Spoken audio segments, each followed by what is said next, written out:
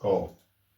We're live, coming to you from the Bunker Studio in Red Books in the heart of beautiful, sunny downtown Wexford. Costa del Wexford, if you like, where temperatures rarely drop below a scorching 8 degrees Celsius.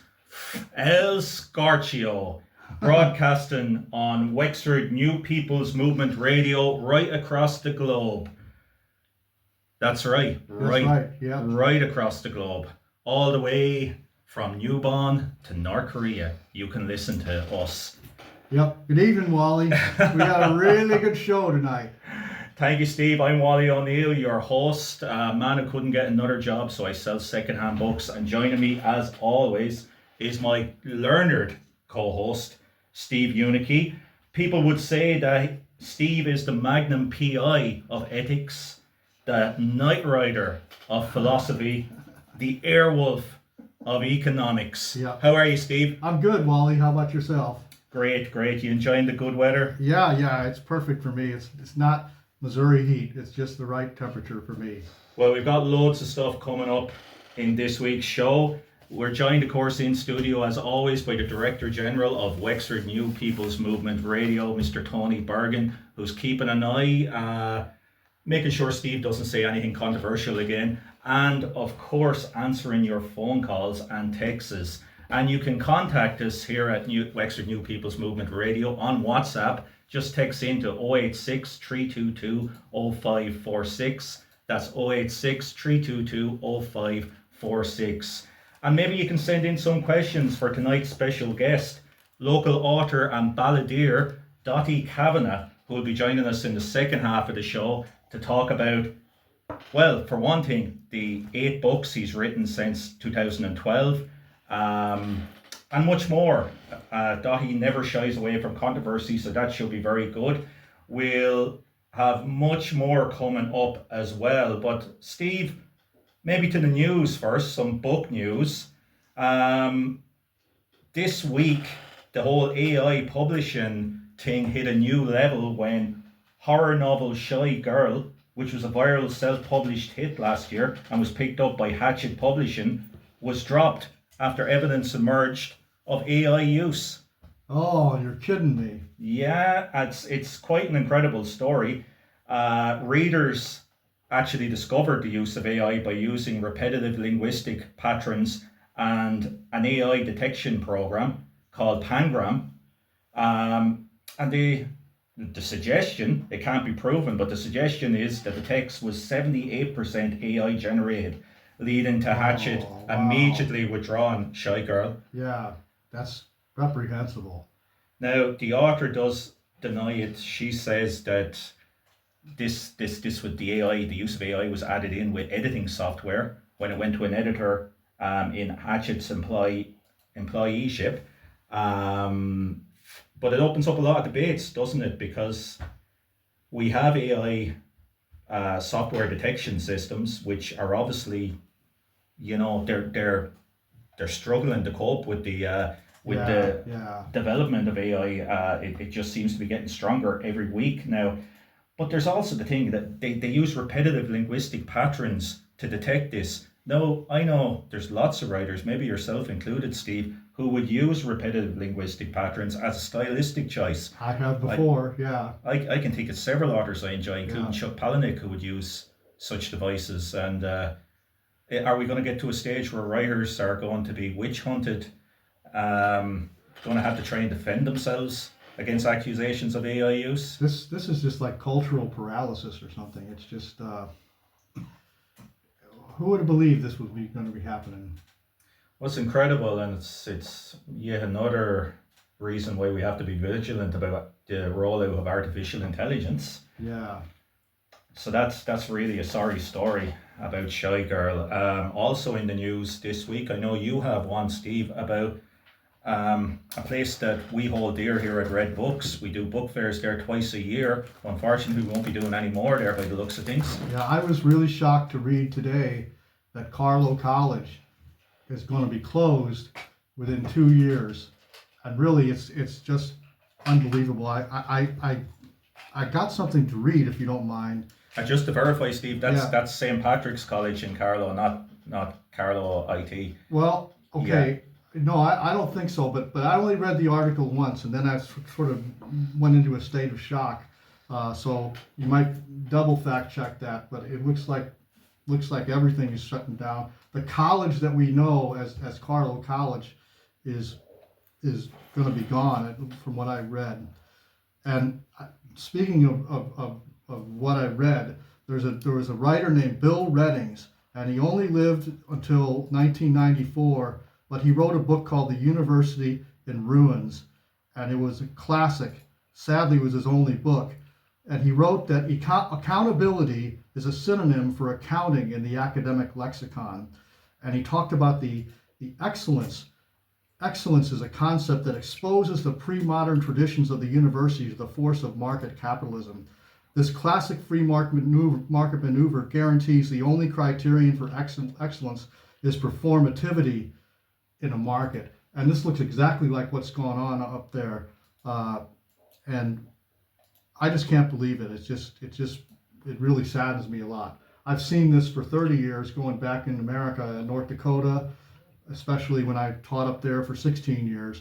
But those who wanted to turn everything into a business at the university, and they just didn't understand what a university was. And I think that's all I'm going to say about it for the moment.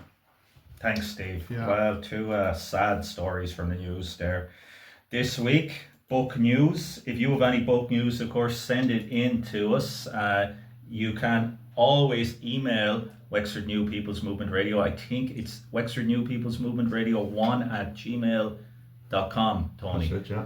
Or you can just message Red Books or send us a message on WhatsApp. You can send it to us right now on 086 322 0546.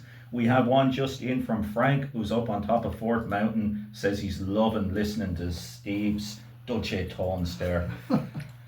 So last week we started a new segment in the show called Uncensored Diary of a Bookseller. So we're going to continue this week to make it a little more atmospheric. Steve is going to hum some classical music in the background while I read. I didn't know about that. I'll do my best. Yeah. All things move in cycles, they say, and our cycle, the bookseller's cycle, is coming to an end.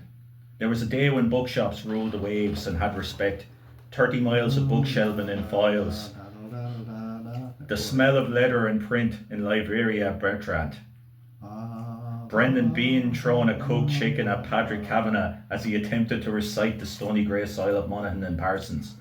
Joyce and Hemingway sitting under the unused mantelpiece at 12 Rue de Lyon in Paris. Enzer Pound preaching. Sylvia Beach, sweet Sylvia, running around after Joyce, making sure he had enough money to eat, stopping him from getting drunk and hitting Pound. Adopting boyish Hemingway and worrying after him like a doting mother. The great wild hunter of modernity, masculinity embodied but still pampered by Sylvia. Henry Miller chasing skirt, Annis Nin like a marble doll, filled with sexual adventure, writing dirty stories for $1 a page.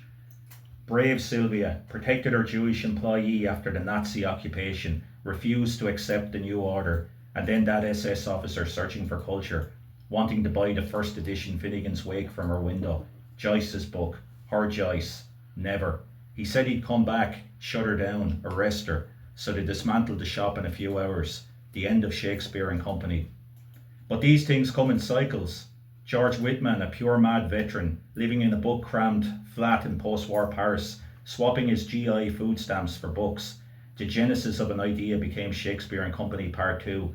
More anarchy, books, readers, writers, madness, oration of ideas, the way it should be. Ferlinghetti strolling down Columbus Avenue, walking under a ladder. Peter Dean Martin above him, hanging a sign for America's first pocket bookshop. He had been trained to compose a poem and now instantly saw a new vision. A bookstore as form, a living poem.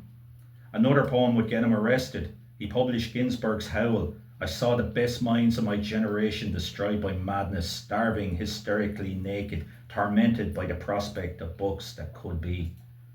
Bukowski staggered in, looking for another advance, brandy sweating out of him onto the tile floor. We are here to laugh at the odds and live our lives so well that death will tremble to take us, he mumbles. Richard Booth, declaring himself king of Hay and protector of all book towns, knighting his horse as Prime Minister with a tinfoil sword, a kingdom of books. But that was another day. Now the paint peels from the sign over my door, the lights flicker without warning, and the desperate come here, searching for that last bit of heat off the dying embers of literary civilization. When did we swap magic for convenience, trade soul for same-day delivery, allow algorithms and bots to replace genuine characters? Things come in cycles, and the algorithm's time is as limited as our own. It can't replace the warm chaos that wraps itself around these bookshops. I have experienced, in no particular order, 14 people asking me was I aware that we were living through the final days described in the book of Revelation. A woman with a rabbit stuffed inside her jumper blessing my shop with Tesco brand vegetable oil. 18 dogs, 3 cats, 2 guinea pigs, a rabbit and a parrot defecating in my shop. 2 people getting locked inside, setting off the alarms and narrowly avoiding arrest while deep in browsing. 5 people have told me the shop was haunted. 2 have claimed it was the books, and 1 said they saw a ghostly rodent. Hundreds of people have shared poems and songs here. Thousands have shared ideas and opinions. None were filtered by the algorithm. We've been confused for a library, a sex shop, a tourist office, an antique store, a computer repair service, an auctioneer's, and a grocery store, despite having 250,000 books literally spilling out the door. These are things that are incompatible with the framework built to replace us. These are things that convince me the cycle will turn again. In 2009, author Kate Morton said the following in an address titled On Booksellers and Bookshops. A bookseller is a person who sells books, and yet booksellers do much, much more than that. A bookseller is a listener, an empathizer, a supplier, a matchmaker. They are one of Malcolm Gladwell's connectors, people with a whole shop of shelves loaded with good friends just waiting to go home with somebody. Each reader is different, their needs, their desires, their past reading relationships, and a bookseller has to be able to assess all these things within moments, to read minute shifts in the countenance of their customer before coming up with the perfect recommendation. Wally, that was beautiful. Yeah. Thank you, Steve. That's human intelligence. I think your classical humming there in the background, all to beat the Spotify's algorithm, worked out very well. Yeah. Well, thanks for that, Steve. You couldn't tell that it was the Requiem Mass by Mozart. I don't think the algorithm won't know that either. So better people be quiet about that.